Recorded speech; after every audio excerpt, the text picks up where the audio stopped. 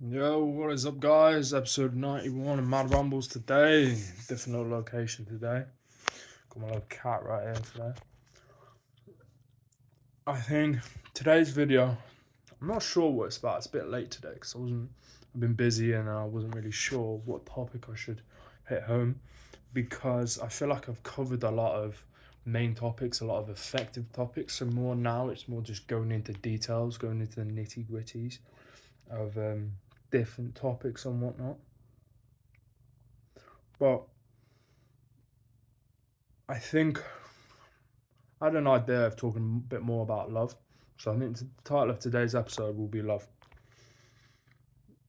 I think people underestimate and undervalue the power of love, and they sort of concentrate it on sort of, oh, you love someone else, that's love. But they don't think about loving themselves and more loving what they are doing.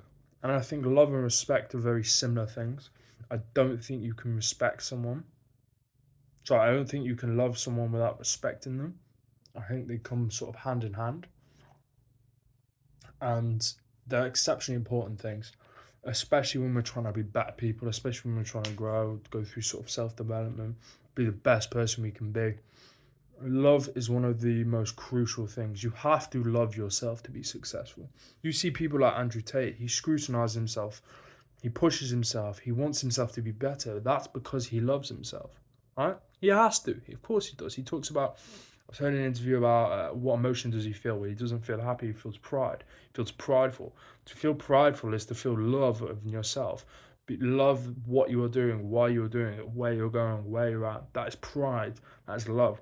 And I think love is very much an overarching thing that we sort of focus on giving rather than receiving from ourselves. And I'm not talking about receiving love from other people. I think that's less important than receiving love from yourself. I think you can't give out love unless you can give it to yourself, because there is no room to sort of give. There is no real room to give it. I think you have to love yourself. And I think I'm not talking about being some egotistical, narcissistic fuck that only thinks of himself. Not at all. Talking more about, you have to love where you're going. You have to love what you're doing. You have to love how you feel every single day. You have to love your purpose. All right, cool.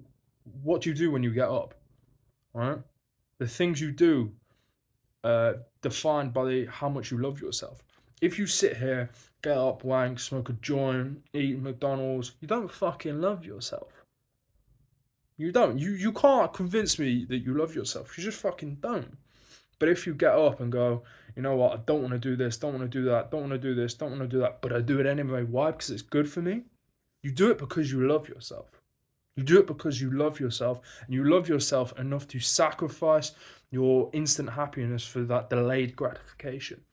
And I think when people can realize that loving themselves is more important than happiness, I think a lot of people would be more happy, fully enough, and I think they would achieve a lot more. Because people are sat here thinking, oh, I just want to be happy. And I used to be one of these people. I'm not just throwing shade at anyone. I used to be one of these people that think, oh, what do you want to be in life? I want to be happy. That's a fool's game. That's stupid. And if you sat here and think, what do I want to do? I want to love myself. Okay. So what you got to do to love yourself? Well, you love yourself because you are someone worthy of loving. And I think the whole modern bullshit of, ah, sit in the mirror and say, I'm beautiful, I love myself, I'm great. That's just fucking beautiful. You haven't proved yourself why you're worthy of love. The reason why you don't love yourself and the reason why you're depressed and hate yourself is because you're not worthy of your love. You wouldn't you wouldn't love someone who was doing the things you were doing. So why would you love yourself? You know?